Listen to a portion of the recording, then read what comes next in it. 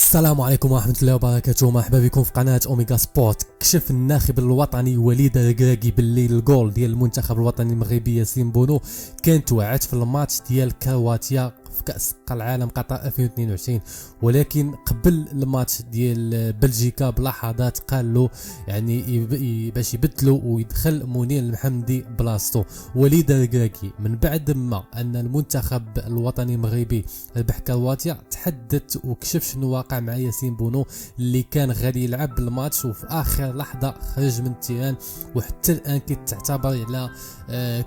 يعني التغيير يعني رقم قياسي هذا التغيير في كأس العالم، بحيث ان لعب بلاصتو يعني لعب بلاصتو المحمدي اللي دخل قبل البدايه ديال الماتش بلحظات، حتى ان اللاعب ياسين بونو دخل انه قام بعمل النشيد الوطني مع المنتخب وما استطاعش انه يبدا الماتش. وقال وليد الركراكي في هذا الصدد هذا قال على ان بونو كان موعد وراه تصاب في الماتش ديال كرواتيا، واخا هذا الشيء بغى يشارك اليوم ضد بلجيكا، وملي كان كيسخن في الاحماء حس بالوجع وعليها كان خرج